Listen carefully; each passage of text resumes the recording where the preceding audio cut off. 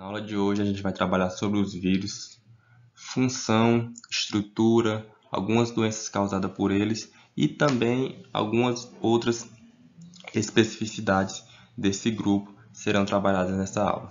Pessoal, a gente dá início a nossa aula falando sobre as características gerais dos vírus. Primeiro, são acelulares. Isso quer dizer o quê? Que não possuem células. E aí a gente já inicia com uma polêmica que existe no meio científico bem grande. Por quê? Porque por ser acelulares, alguns cientistas consideram que os vírus não são ser vivo, por não conter células, né?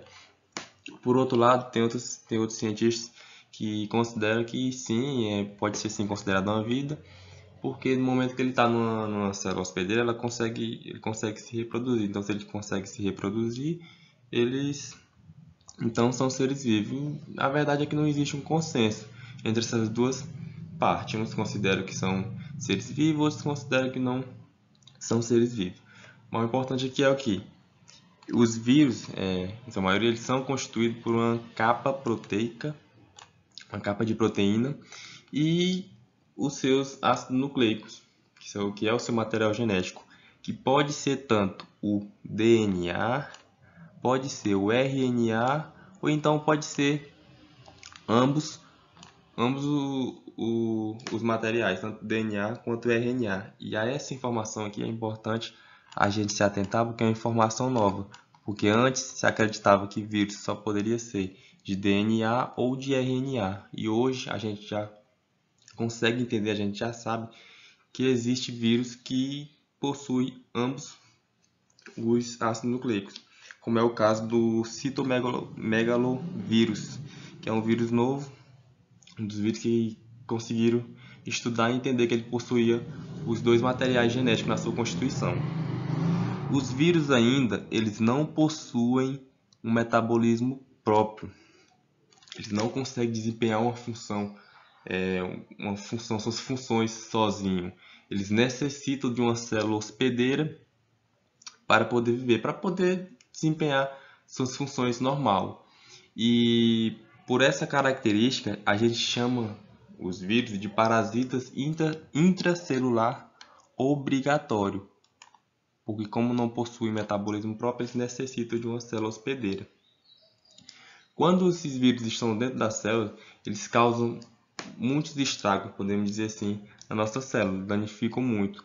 E quando isso acontece, tem esse tipo de situação, é que tem as chamadas viroses, como é o caso, por exemplo, da gripe. A gripe é uma virose, é um agente causado por vírus. Vale a gente ressaltar que quando ele está fora da célula, a gente chama o vírus de vírion. E ele fica praticamente inerte, não tem como se não tivesse vida ali fora da célula. Porém, vale ressaltar que essa partícula ela continua sendo infecciosa quando ela está fora da célula. A partir do momento que ela entra em contato com a célula, ela pode se dizer ali, a partir de então ela vai desempenhar suas funções e pode causar uma virose. Mas quando ela está fora da célula, é chamada de vírion e ela é praticamente inerte. É importante ressaltar que quando a gente fala dos vírus, a gente tem que lembrar que eles não sofrem uma ação de antibiótico. Então, por exemplo, quando você está com a virose, é inútil você tomar um antibiótico. Não faz sentido, porque se a gente lembrar, eles não possuem um metabolismo próprio, eles não possuem célula. Então, não tem muito sentido você tomar um antibiótico, não vai resolver. O que é feito nesses casos é a ação de antivirais. E na verdade, esses antivirais eles estão para combater os sintomas que você sente. E aí você vai com isso, combatendo o sintoma, você vai dar, digamos que um tempo para o seu sistema imunológico se preparar e combater aquela ação viral que está ocorrendo ali no seu corpo com mais eficácia. Outra questão é que os vírus eles podem sofrer mutação, tá? Eles podem sofrer mutação. E interessante aqui nessa parte é que tanto os vírus de DNA quanto de RNA eles sofrem mutação. Porém, os de RNA eles sofrem mais mutação do que os vírus de DNA. São mais fáceis de sofrer a mutação que os de DNA. Isso porque na sua estrutura, no seu processo, acontecem muitas falhas. Muitas falhas. E daí ocorre essa facilidade para a mutação. Diferente do DNA que tem que tem um processo mais arrumado, digamos assim, que dificilmente tem falhas. O RNA é diferente, como por exemplo o vírus da gripe. O vírus da gripe é de RNA, por isso que todos os anos se tem a vacina da gripe, porque ele ocorre uma mutação muito rápida nele. O vírus da HIV também é de DNA, por isso que sofre tantas e tantas mutações, porque durante seu processo de desenvolvimento, ocorre muitas falhas e isso facilita a mutação, tá bom? Bom, e agora a gente vai entender um pouco da estrutura de um vírus, como ela se constitui, como é essa estrutura. Primeiro, o vírus, como a gente já falou anterior, ele é constituído por proteína e ácido nucleico, DNA ou RNA, né?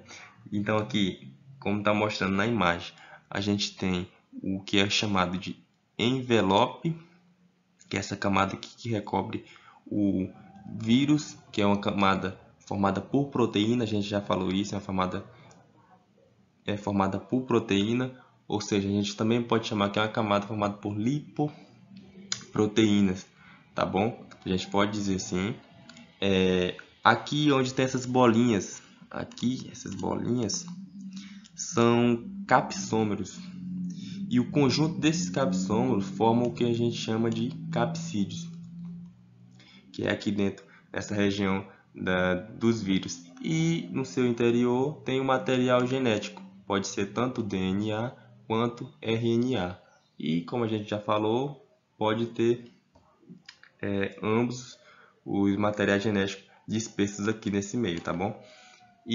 Mas o que é interessante aqui a gente ressaltar também é essas estruturas aqui, ó, que ficam encaixadas aqui no envelope do vírus.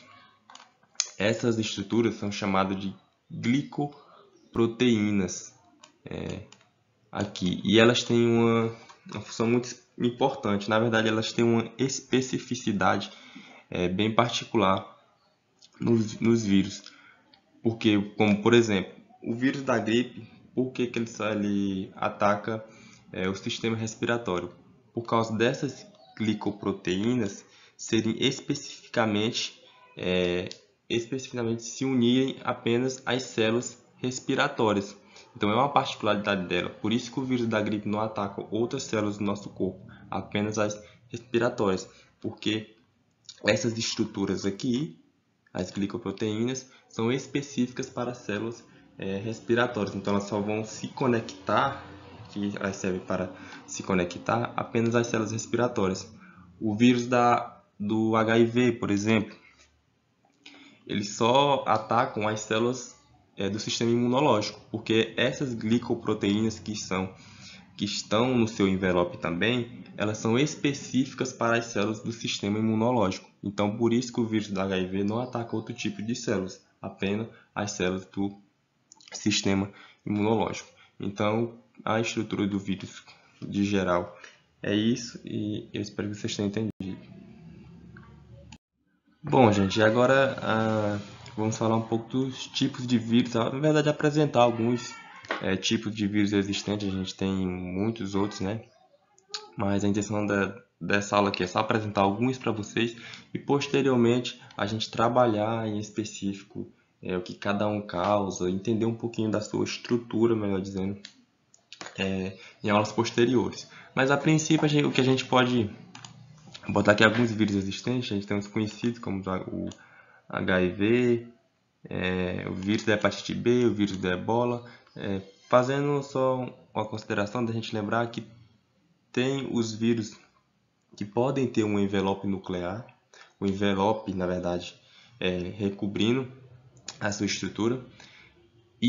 Mas também a gente pode ter os vírus que não têm esse envelope, que são chamados de vírus complexos, como por exemplo os bacteriófagos, que, como você pode ver aqui, não tem nenhum envelope, eles têm uma cabeça, aqui a cabeça, essas perninhas aqui chamadas de fibras, e o material genético que fica aqui dentro, ó, da cabeça. O que acontece? Primeiro ele chega na célula, ele encaixa as fibras, aqui como se fosse um robozinho, e essa cabeça ela desce até aqui embaixo,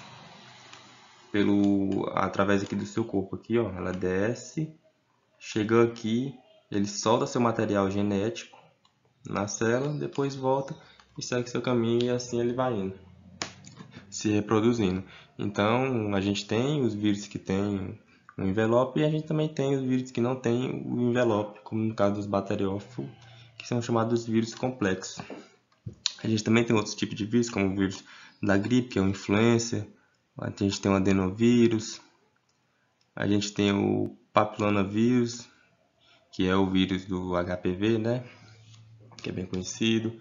Um vírus do ebola aqui, você pode olhar assim e dizer: professor, se esse vírus tem glicoproteína, como é que ele se liga lá nas células específicas dele? Na verdade ele tem, a gente não vê aqui, mas ele tem.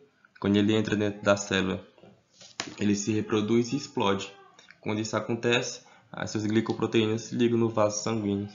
E aí a gente tem todos aqueles sintomas do ebola, de diarreia, ou na verdade, de sangramento, de hemorragia e tudo mais. E então, a princípio, a gente também tem um vírus aqui da herpes simples, né, e tal. Se você observar aqui, todos têm as suas glicoproteínas, porque são específicas, onde elas vão se ligar na sua área de atuação específica. Então, de geral, a gente tem esses vírus aqui, mas posteriormente a gente vai ver muitos outros e também vai aprofundar um pouco em cada um desses vírus aqui que são mais comuns na nossa rotina, tá bom? Bom, turma, depois de termos visto todo o conceito, estrutura, tipos de vírus, nós vamos agora para uma curiosidade: a descoberta de um vírus gigante congelado, que foi descoberto lá na Sibéria. Ele é esse da figura. Ele foi encontrado na Sibéria, enterrado a 30 metros de profundidade em um solo na região do Ártico, onde era composto por terra, gelo e rochas, ou seja, permanentemente congelados. Após esse vírus ter sido descongelado, ele se tornou contagioso, e a equipe responsável por esse estudo alertou o possível risco para os humanos, né, de outros vírus infectados poderem vir ser liberados pelo descongelamento, né? E no caso desse vírus gigante, ele aparentemente ele só ataca amebas, que são organismos unicelulares, e ele não infectou células humanas de animais em cultura de laboratório, mas o assunto é bastante polêmico. Visto isso, nós vamos agora para as características de um vírus. A gente inicia pelo tamanho, linkando com o exemplo anterior, de um vírus gigante que foi encontrado. Agora, nós vamos ver que as características gerais de um vírus, eles possuem um tamanho que pode variar de cerca de 20 a 300 nanômetros, ou seja, são muito pequenos. E a gente viu uma descoberta de um vírus que não estava dentro desses padrões, batizado de vírus gigante. Outra característica bastante marcante de um vírus é a ausência de células, ou seja, eles são seres que não possuem células. Outra característica é por conta da ausência dessas células e de uma maquinária metabólica, os vírus eles não se reproduzem sozinhos. Para eles se reproduzir, eles precisam entrar, né, em algum corpo. Os vírus eles também são chamados de parasitas intracelulares obrigatórios, e outra característica é que eles possuem material genético, RNA ou DNA, ácido ribonucleico ou ácido desoxirribonucleico. Agora, diante do conteúdo exposto, para a fixação de conteúdo, vamos para as seguintes questões.